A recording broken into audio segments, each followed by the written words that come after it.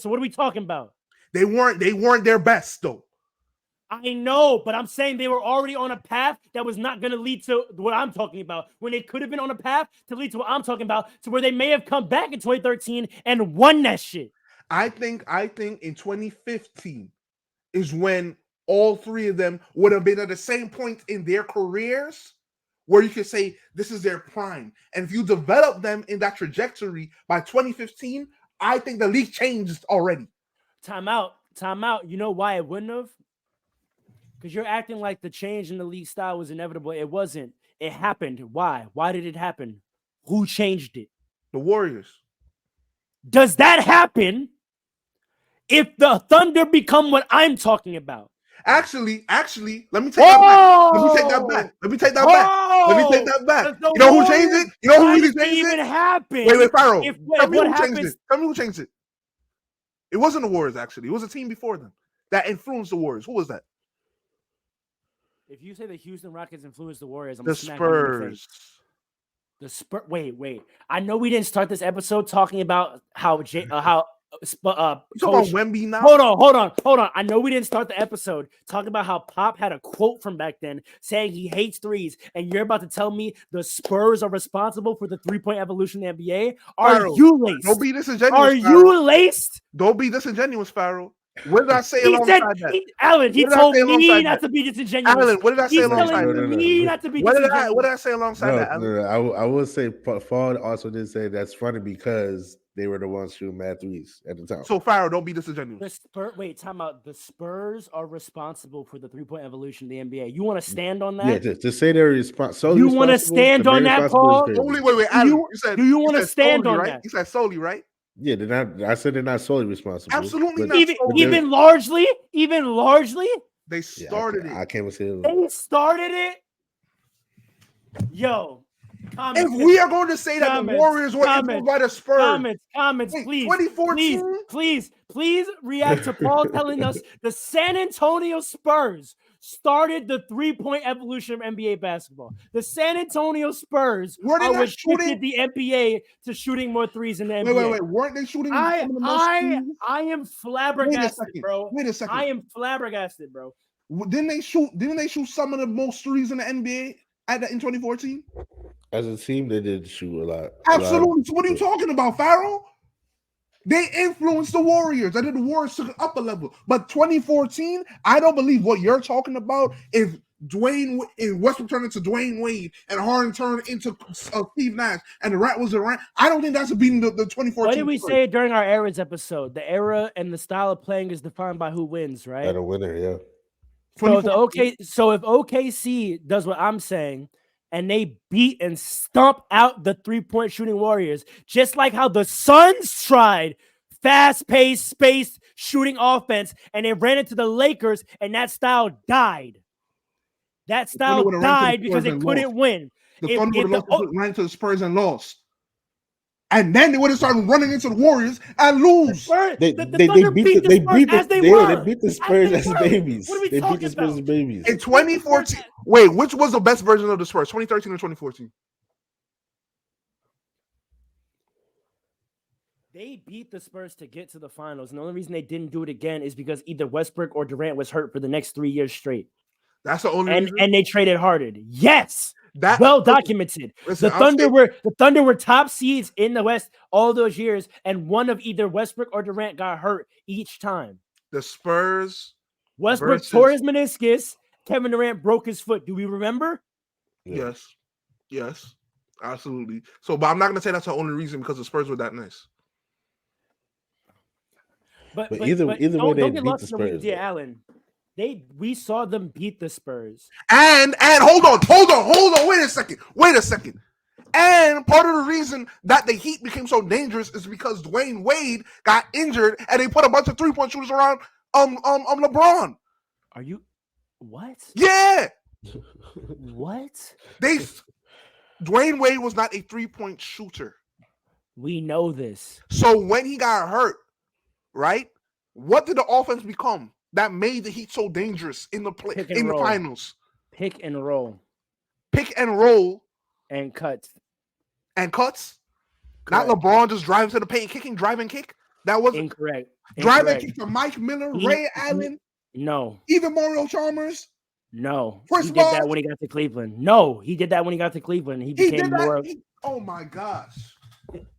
I mean, we can look up the Miami Heat 3-point shooting stats when they won the finals if you want. If you think they average anything over, I'm going to be generous and say like maybe 12 to 15 threes. Maybe. Maybe. If you think they average anything over that, you're laced. This stuff right now. So that might have a point. Bro, what are we talking about? Bro, everyone Yeah, in the comments and Alan is saying history agrees with me, bro. I don't know what history of the NBA you're talking History about. does not agree with You're me. blending. Are You're you- blending. wait, You're blending Are you eras. looking up? Are you looking up that three? You're Are you looking blending up the three? eras. Yeah, I'm looking it up. All right, because you're blending Miami- eras, bro. Because at first I was gonna say like it might be a point, but now I'm thinking about it. I just think it was just mostly timely threes. Yeah, No, bro. What are we talking no, about? The Miami no, Heat it was a wasn't the 3-point threes. centric offense. Miami Heat was a 3-point centric offense. What are we talking And that's about? why. And that's why it's It was a sticking out to driving me, kick 'cause they all offense. made- That's why Chris Bosh started shooting the top of the key threes. That's how they became so dangerous because nobody knew Chris Bosh could shoot threes. And he did nothing but shoot threes. What are you talking about?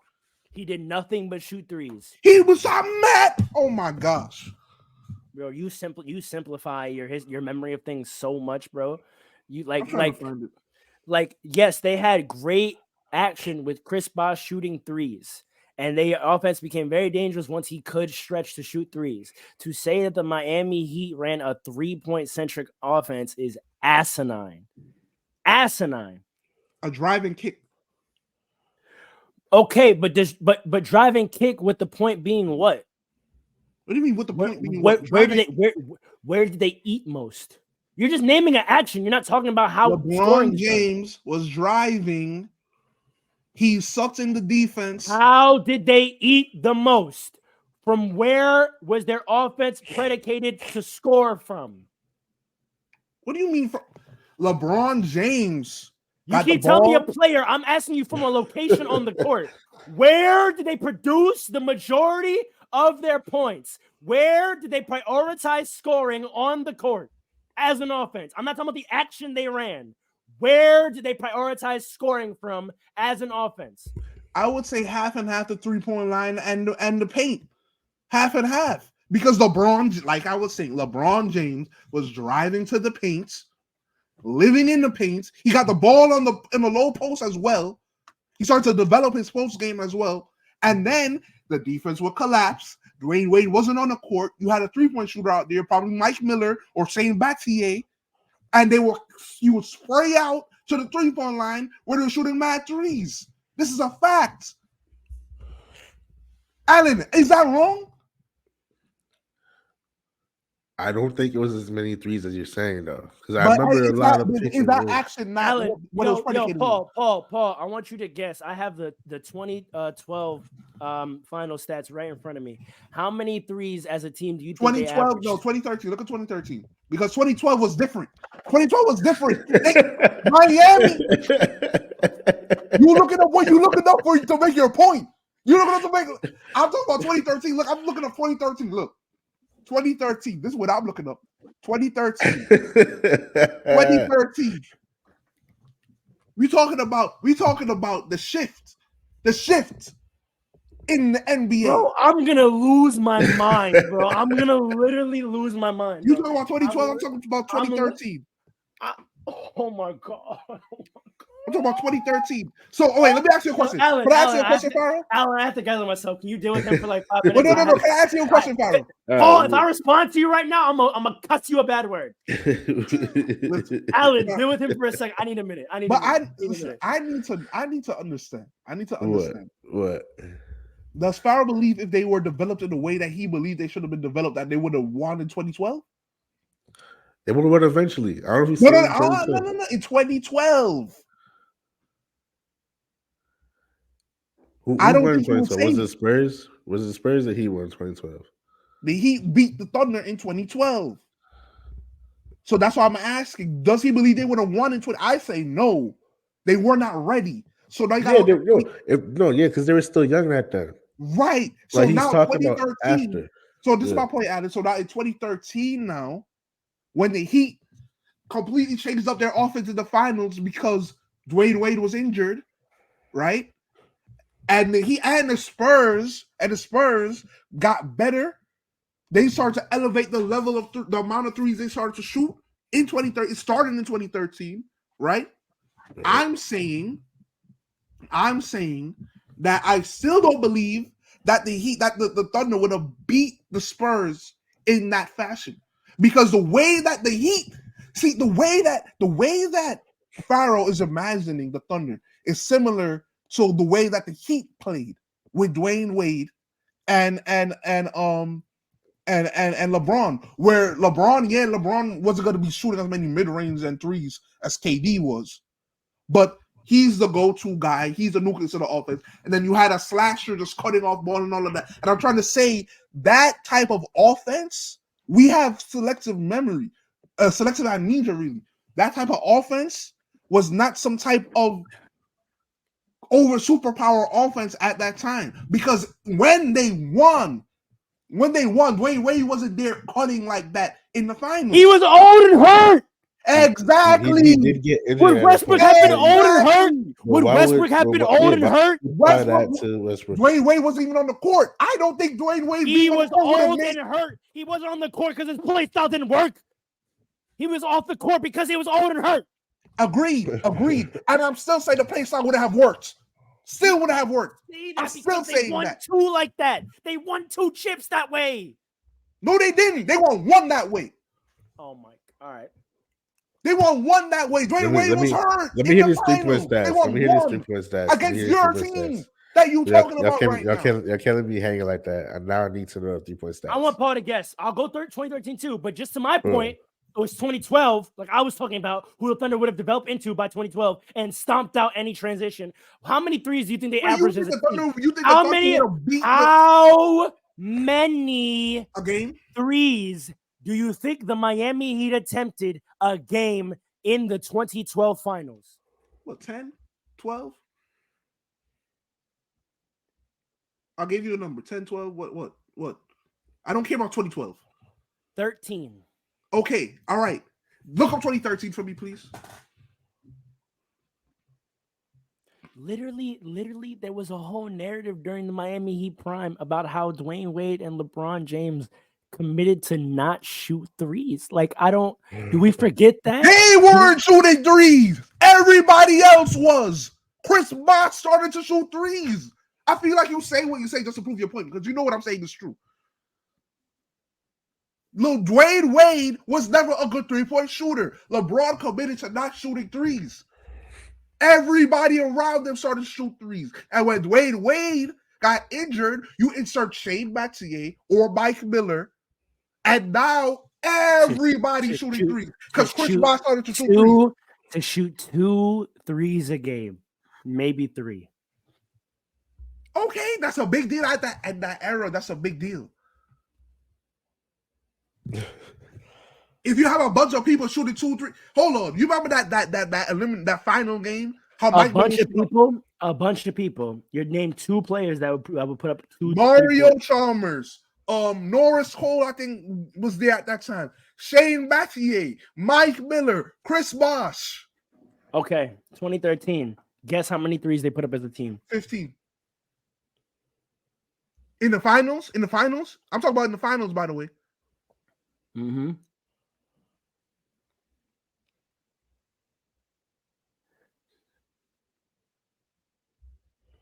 Should be good.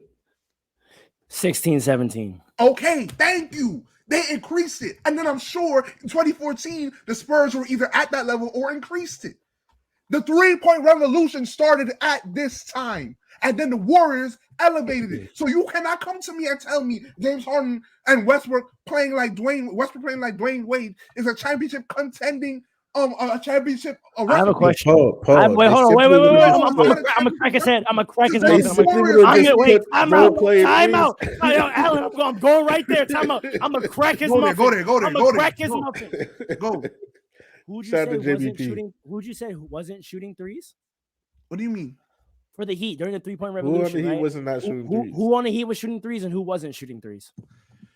All right, who was shooting threes? Did Dwayne Wade have to start shooting more threes for this 3-point evolution to happen? And he wasn't even playing in the finals, so that doesn't matter. He was hurt. Okay, that's my point. You had a better 3-point shooter in there. Hold on. And I forgot Ray Allen was on the team. No. You are naming a bunch of players on a roster to shoot the threes you're talking about that has nothing to do with the play style of the Stars. So in the version of the Thunder that I'm talking about, who said Russell Westbrook playing like Dwayne Wade means the Thunder don't become a 3-point shooting team? If you have Russell West, wait a second. Common sense tells you that. If you have Russell Westbrook, who's not shooting threes, let's say James Harden starts to shoot threes, KD starts to shoot threes, right? And they get players unlike Tabo freaking Sapalocha that don't have three, that can't shoot. I said, okay, wait a second. The finals, you remember the death lineup for the Warriors? The death lineup for talking about the Warriors. Hold on. Why are we shifting to the Warriors? I'm not shifting to the Warriors. Don't bring the Warriors. I'm not. Just listen, man. Just listen. The death lineup for the Warriors was very similar to the death lineup for the Heat at that time. What was the death lineup? Wade wasn't in it.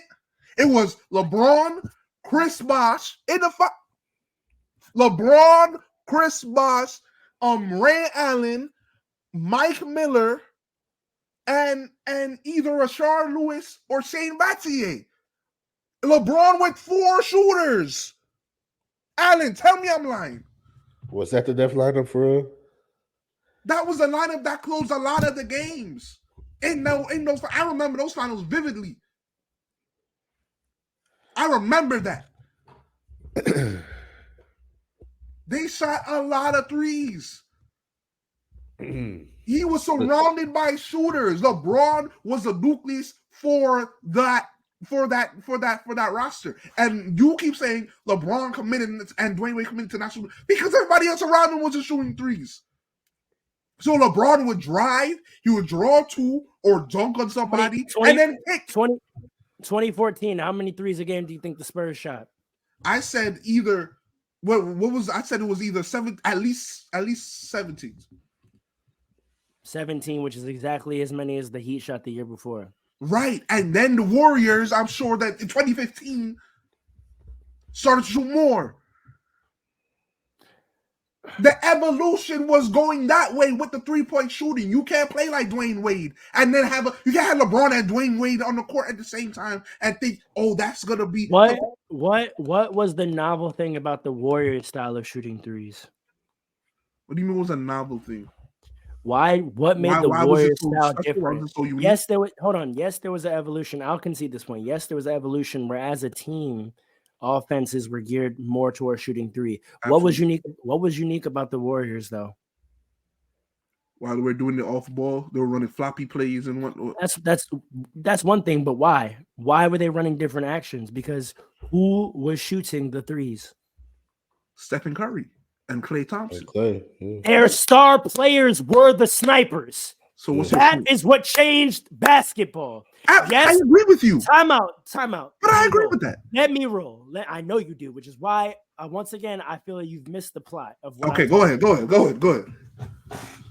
The change in basketball became when your star players had to be snipers. That was the difference. You could no longer win if your stars didn't generate 3-point offense because their 2 best players were also the snipers. They were not, as you say, driving and kicking or doing pick and roll, and you had to either stop their penetration or get out to a sniper who did nothing else. Right. They were the sniper. They came down, and you immediately had to worry about a 3-point threat. Absolutely. That is a different play style in entirety to what the Heat and the Spurs were doing. Granted, they were shooting more threes. Their play style was still predicated on the best players being penetrators, kicking to spot up snipers, which means you still needed the best player to be a penetrator. That's why if Dwayne Wade wasn't hurt, he would have been out there because he could penetrate. He wasn't sat. He wasn't sat because he couldn't shoot. I never said that. Because LeBron. Oh my God! Yes, you said you couldn't. He couldn't play Dwayne Wade because you can't play like Dwayne Wade anymore. No, I didn't say time out. Time You out. misunderstood what I was saying. LeBron James was not shooting the threes, meaning he was a penetrator, meaning your play style could still feature penetrators as long as they were surrounded by. No. That means if you add another penetrator, you have one less 3-point shooter, so the offense now becomes less potent. What was Tony Parker and Kawhi Leonard? Tony Parker and Kawhi Leonard? What were they? Penetrators. What was Tim Duncan? He was on the block, player, right? Up on the block, right? And they won, right? Yeah.